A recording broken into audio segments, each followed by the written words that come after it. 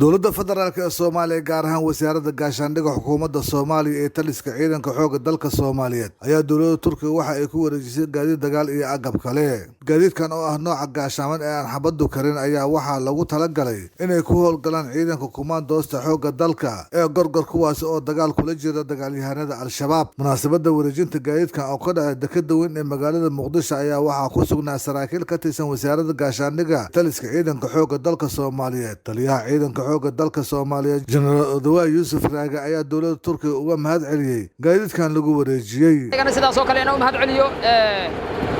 madaxda Soomaaliyeed ee runtii noo suurtageliyay ayagana ciidanka xoogga dalka Soomaaliyeed dib u dhiskiisa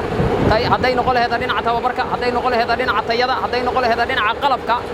iyo hadday noqon lahayd tasiilaadka kale ay u baahan yihiin inayna siiyaan fursadaha noocan ah oo ay nagu caawiyaan saaxiibadeena qaaliga ah si ciidanka xoogga dalka Soomaaliyeed kaalintii uu lahay oo u buuxiyo aad iyo aad ayagana u mahad celinaya. ugu dambeyntii inaan u mahad celiyo dowladda Turkiga guud ahaan shacabka Turkiga iyo madaxdiisa kala duwanba taageerada iyo runtii gacanta saaxiibtinimo iyo midda walaalnimo ee ay nala garab taagan yihiin ee ay dib ugu dhisayaan hay'adaha amniga Soomaaliya gaar ahaan ciidanka xoogga dalka Soomaaliyeed si aan kala go'o lahayn hagar la'aana saaxiibtinimo ah. ismaha ciidanka dib u dhiska ciidan qaybta weyn aad ka qaadateen dib u dhiska ciidanka qaranka Soomaaliyeed iyadoo ciidan ahaan difcaddii tobnaad ay noo dhiban tahay imika in la qaado oo la geeyo ay tababar ku soo qaataan Turkiga qalabkan qiimaha badan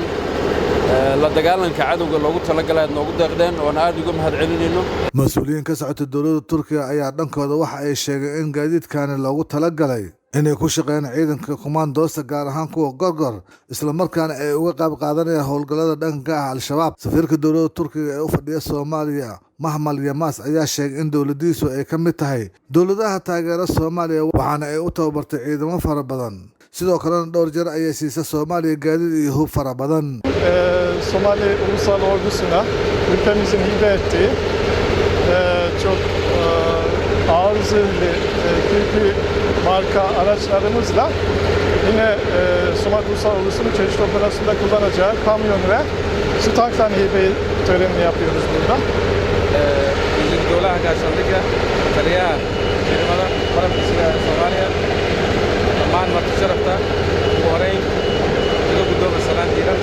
salaan kadib maanta waxaan halkan u joognaa inaan ciidanka xoogga dalka Soomaaliyeed aan ku wareejino gawaarida gaashaaman oo isugu jira hooyado iyo gawaaridu ciidamada ay u isticmaalaan howlgallada yaan ku joognaa inaan ku wareejino ciidanka xoogga dalka Soomaaliyeed. 2011 yılında Cumhurbaşkanımızın gezisiyle başlayan bu kardeşlik ilişkisi her geçen gün daha ileriye giderek yeni boyutlar kazanıyor. xiriirka ka dhexeeya labada dal ee walaalaha ah oo soo bilowday 10 sano ka hor booqashadii madaxweynaheena oo u yimid maalin ka sii dambaysa wuxuu gaaraya xiriirkaas meel sare. Muuse Maxamuud Jiisow, Star TV, magaalada Muqdisho.